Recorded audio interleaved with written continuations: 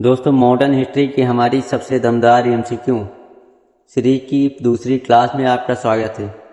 पिछली क्लास 1 में हमने यूरोपियों का आगमन पार्ट 1 में पुर्तगालियों और डच से जुड़े 50 सब इम्पोर्टेंट एमसीक्यू पूरे किए थे और देखा था कि कैसे समुद्री रास्ते से यूरोप भारत के दरवाजे तक पहुंचा। आज की क्लास 2 में कहानी वहीं से आगे बढ़ेगी और अंग्रेजों और फ्रांसीसियों की एंट्री, कर्नाटक युद्ध और प्लासी बरसठ तक पहुंचने वाली पूरी ज़मीन को 50 आसान एमसीक्यू के साथ समझेंगे जो एसएससी, रेलवे, पुलिस और स्टेट एग्जाम के लिए बहुत ज़्यादा पूछे जाते हैं। वीडियो को आखिर तक जरूर देखिएगा क्योंकि हर सवाल के साथ छोटी सी व्याख्या आपको कॉन्सेप्ट भी क्लियर करवाएगी और फैक्ट्स भी याद करा देगी। तो चलिए शुरू करते हैं पहले क्वेश्चन से। पहला प्रश्न है, अंग्रेज ईस्ट इंडिया कंपनी की स्थापना कब हुई थी? अंग्रेजी ईस्ट इंडिया कंपनी की स्थापना कब हुई थी? तो 31 दिसंबर 1600 को रानी एलिजाबेथ प्रथम ने अंग्रेजी व्यापारियों को पूर्व के देशों से व्यापार का चार्टर दिया और ईस्ट इंडिया कंपनी बनी, यानी सन 1600 ईस्वी। आपका ऑप्शन भी सही उत्तर हो जाएगा।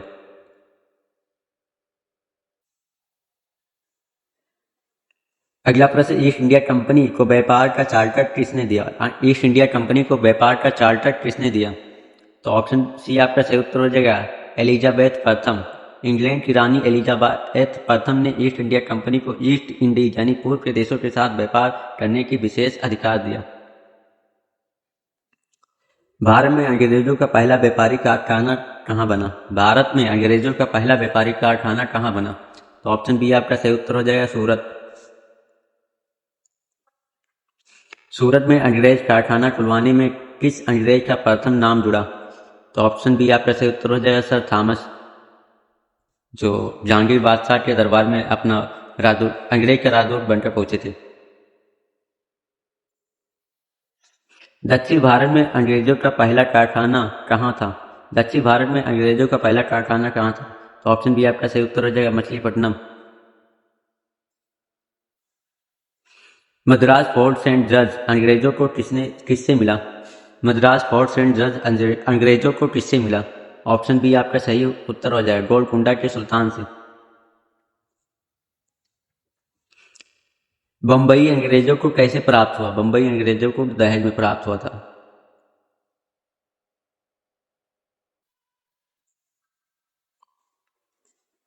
कलकत्ता की स्थापना से जुड़ा अंग्रेज कौन था? कलकत्ता की स्थापना से जुड़ा अंग्रेज कौन था?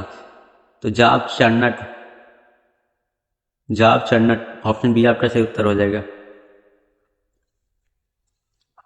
अंग्रेजों ने बंगाल में किसके समय से मजबूत पैठ बनानी शुरू की? अंग्रेजों ने बंगाल में किसके समय से मजबूत पैठ बनानी शुरू की? ऑप्शन ए आपका सही उत्तर हो जाएगा, मुंशी कुली खान। फ्रांसीसी ईस्ट इंडीज कंपनी की स्थापना कब हुई? फ्रांसीसी ईस्ट इंडिया कंपनी की स्थापना कब हुई? तो सन 1664 ईस्वी। ऑप्शन सी आपका सही उत्तर हो जाएगा। भारत में फ्रांसीसियों का मुख्य केंद्र कहाँ था? तो ऑप्शन बी आपका सही उत्तर हो जाएगा, पंडुचेरी। निम्न में से कौन सा स्थान फ्रांसीसी बस्ती नहीं था? निम्न में से कौन सा स्थान फ्रांसीसी बस्ती नहीं था? तो कालीकट फ्रांसीसी बस्ती नहीं था।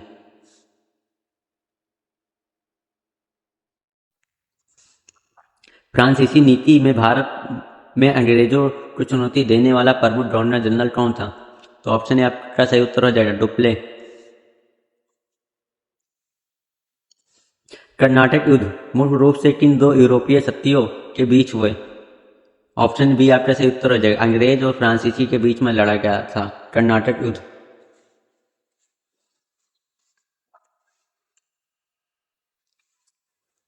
प्रथम कर्नाटक युद्ध किस यूरोपीय युद्ध का विस्तार था?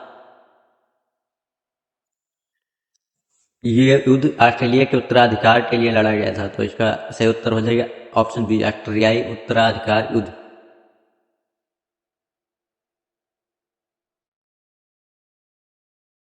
मद्रास पर 1746 में फ्रांसीसी कब्जा किसने किया? मद्रास पर 1746 में फ्रांसीसी कब्जा किसने किया? ऑप्शन बी आपका सही उत्तर हो जाएगा, डुप्ले।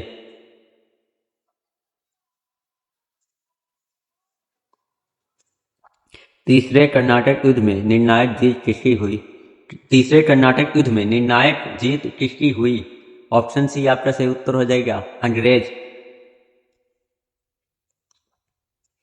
कौन सा युद्ध दक्षिण भारत में अंग्रेजों की श्रेष्ठता सिद्ध करने वाला माना जाता है? वंडीवाश का युद्ध, ऑप्शन ए सही उत्तर हो जाएगा।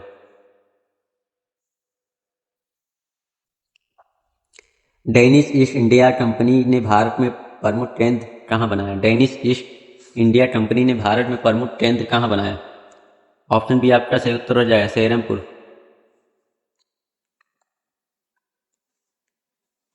भारत में सबसे अंतिम में व्यापारी के रूप में कौन सी यूरोपीय शक्ति आई? भारत में सबसे अंतिम में यूरोपीय के रूप में कौन सी यूरोपीय शक्ति आई व्यापारी के रूप में?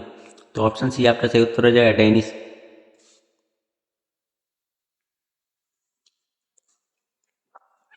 अंग्रेजों के भारत में सबसे बड़े प्रतिद्वंदी कौन थे? अंग्रेजों के भारत में सबसे बड़े प्रतिद्वंदी कौन थे?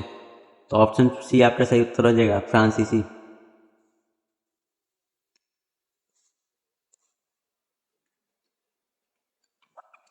किस मुगल बादशाह ने अंग्रेजी कंपनी को 1717 में महत्वपूर्ण फरमान जारी कर छूटें दी? तो ऑप्शन सी आपका सही उत्तर हो जाएगा, फर्रुख शेर।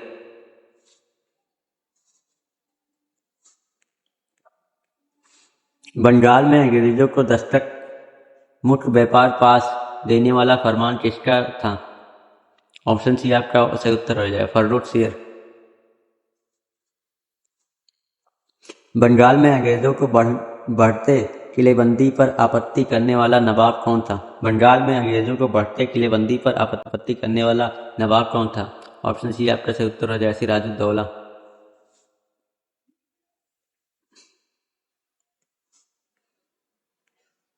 ब्लैक होल एपिसोड किस शहर से जुड़ा है? ऑप्शन सी आपका सही उत्तर हो जाएगा, कलकत्ता।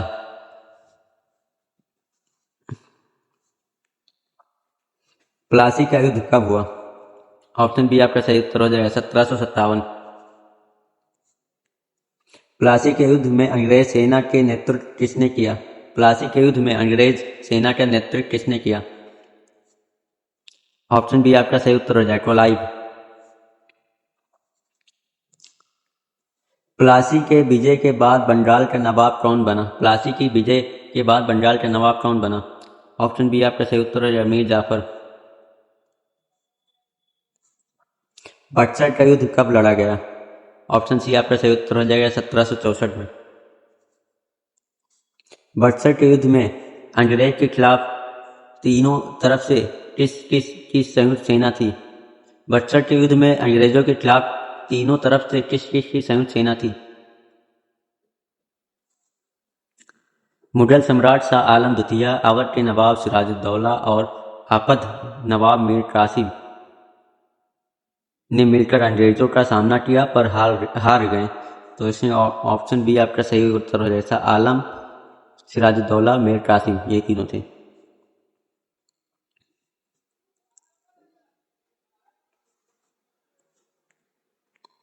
बक्सर के युद्ध में अंग्रेज सेना का नेतृत्व किसने किया? बक्सर के युद्ध में अंग्रेज सेना का नेतृत्व किसने किया? Hector Munro.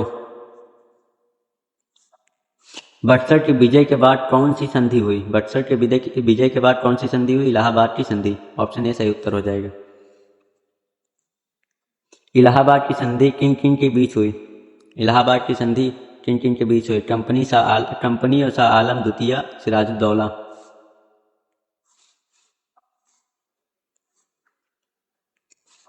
किस घटना से कंपनी पहली बार राजस्व वसूलने वाली शक्ति बनी? किस घटना से कंपनी पहली बार राजस्व वसूलने वाली शक्ति बनी?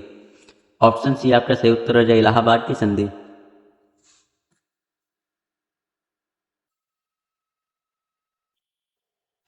अराइवल ऑफ यूरोपियंस के संदर्भ में प्लासी और बक्सर की क्या भूमिका है?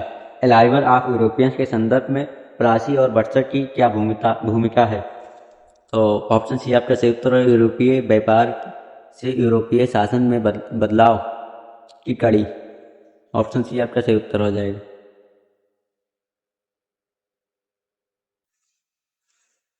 कौन सी यूरोपीय शक्ति भारत में राजनीतिक रूप से सबसे अधिक शक्तिशाली बनी? कौन सी यूरोपीय शक्ति भारत में राजनीतिक रूप से सबसे अधिक शक्तिशाली बनी? ऑप्शन सी आपका सही उत्तर हो जाएगा, अंग्रेज। कौन सा कथन सही सम्मिलित है? कौन सा कथन सही सम्मिलित है?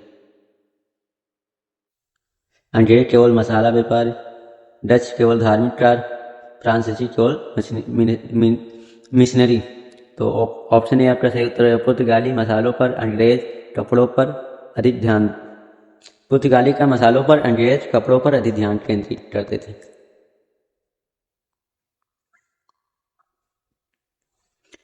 अंग्रेजों ने भारत में अपनी राजधानी सबसे पहले कहाँ बनाई? अंग्रेजों ने भारत में अपनी राजधानी सबसे पहले कहाँ बनाई? तो ऑप्शन बी आपका सही उत्तर हो जाएगा। 1911 तक कलकत्ता थी, उसके बाद दिल्ली पहुंच गई। तो ऑप्शन बी आपका सही उत्तर हो जाएगा, सबसे पहले। यूरोपीय कंपनियां भारत में क्यों आई? यूरोपीय कंपनियां भारत में क्यों आई? प्रारंभिक उद्देश्य मसालों, वस्त्रों, अन्य सामान के लाभ कमाना था। राजनीति नियंत्रण के बाद में विकसित हुआ। तो इसका सही उत्तर हो जाएगा केवल धर्म प्रचार, केवल सैनिक अड्डा, समुद्री व्यापार और लाभ। ऑप्शन सी आपका सही उत्तर हो जाएगा। कंपनी बहादुर शब्द किसके लिए प्रचलित हुआ?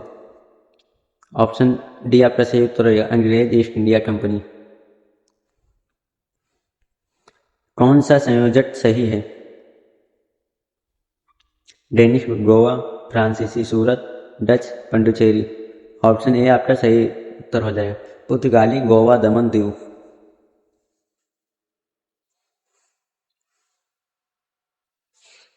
एडवेंट ऑफ यूरोपियंस टॉपिक में एग्जाम में क्या पूछे सबसे ज़्यादा पसंद किया जाता है? एडवेंट ऑफ यूरोपियंस टॉपिक से एग्जाम में क्या पूछना सबसे ज़्यादा पसंद किया जाता है? तो इसका उत्तर हो जाएगा वर्ष, स्थान, कंपनी, शासक का कॉम्बिनेशन। ऑप्शन सी आपका सही उत्तर हो जाएगा। अराइवल ऑफ यूरोपियंस के कारण कौन सा नया बदलाव शुरू हुआ? समुद्री व्यापार का युद्ध। ऑप्शन बी आपका सही उत्तर हो जाएगा। किन युद्धों को ब्रिटिश साम्राज्य का प्रवेश द्वार कहा जाता है? किन युद्धों को ब्रिटिश साम्राज्य का प्रवेश द्वार कहा जाता है? प्लासी और बक्सर का युद्ध। ऑप्शन बी आपका सही उत्तर हो जाएगा। अराइवल ऑफ यूरोपियंस अध्याय को मॉडर्न हिस्ट्री के किस भाग में रखा गया है? तो औपनिवेश यानी शुरुआत। ऑप्शन सी आपका सही उत्तर हो जाएगा।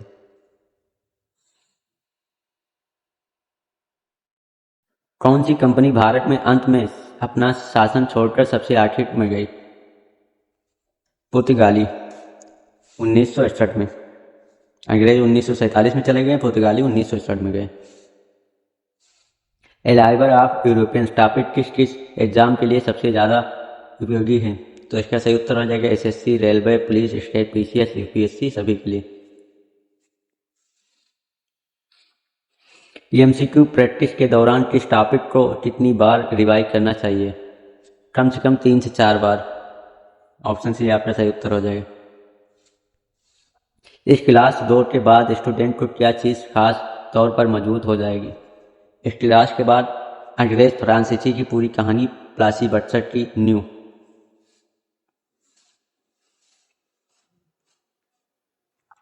अगली क्लास 3 में 50 एमसीक्यू होंगे। प्लासी बक्सर, देव शासन, बंगाल और कंपनी का नियंत्रण। तो मिलते हैं अगली क्लास में, जब तक के लिए जय हिंद, जय भारत।